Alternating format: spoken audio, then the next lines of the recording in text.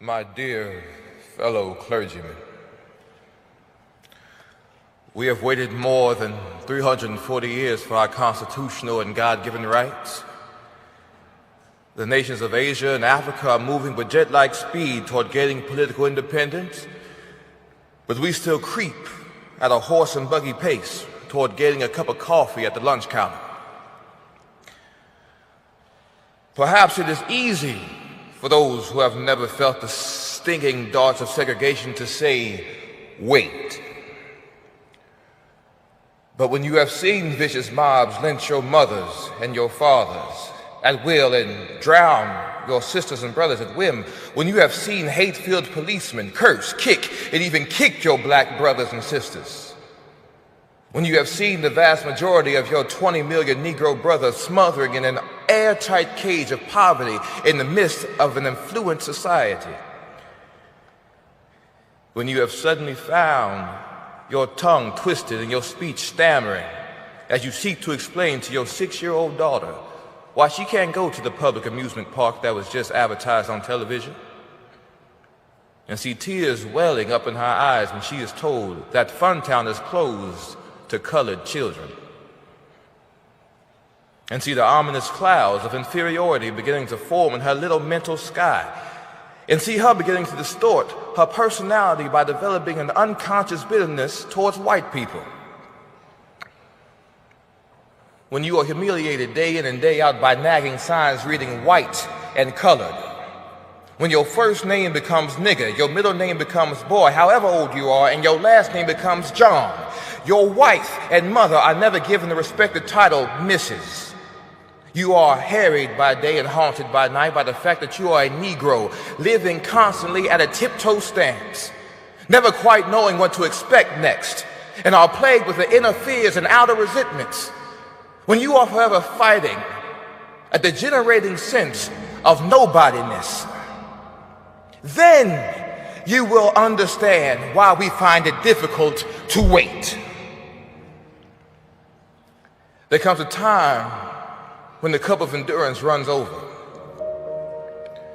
and men are no longer willing to be plunged into the abyss of despair. I hope, sirs, you can understand our legitimate and unavoidable impatience. You express a great deal of anxiety over our willingness to break laws.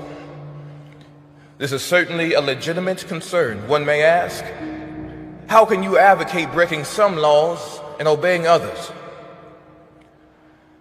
The answer lies in the fact that there are two types of laws, just and unjust. I would be first to advocate obeying just laws. One has not only a legal but a moral responsibility to just laws.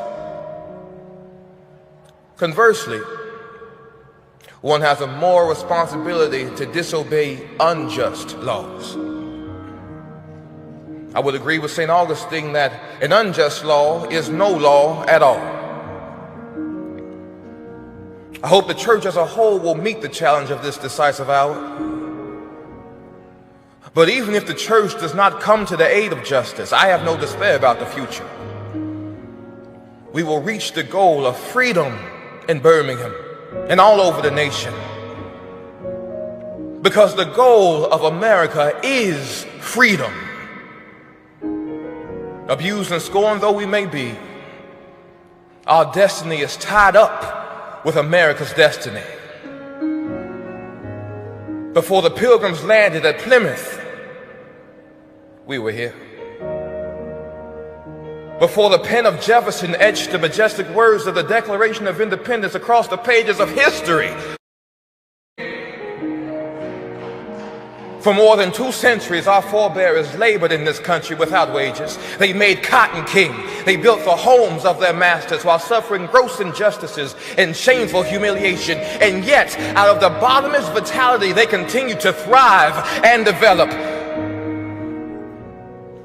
If the inexpressible cruelties of slavery could not stop us, the opposition we face now surely will fail. We will win our freedom because the sacred heritage of our nation and eternal will of God are embodied in our echoing demands. Before closing, I feel impelled to mention one other point in your statement that has troubled me profoundly. You warmly commended the Birmingham police force for keeping order and preventing violence. I doubt that you would have so warmly commended the police force if you had seen its dogs sinking their teeth into unarmed, non-violent Negroes. I doubt that you would so quickly commend the policemen if you were to observe the ugly and inhumane treatment of Negroes here in the city jail. It is true that the police have exercised a degree of discipline in handling the demonstrators. In this sense, they have conducted themselves rather non-violently in public. But for what purpose? To preserve the evil system of segregation. Over the past few years, I have constantly preached that nonviolence demands that the means we must be as pure to seek pure ends. I have tried to make clear that it is wrong to use immoral means to attain moral ends. But now I must affirm that it is just as wrong, or perhaps even more so, to use moral means to preserve immoral ends. I hope this letter finds you strong in the faith. I also hope that circumstances will soon make it possible for me to meet each of you, not as an integrationist or a civil rights leader, but as a fellow clergyman and Christian brother. Let us all hope that the dark clouds of racial prejudice will soon pass away and the deep fog of misunderstanding will be lifted from our fear-drenched communities. And in some not too distant tomorrow, the radiant stars of love and brotherhood will shine over our great nation with all their scintillating beauty.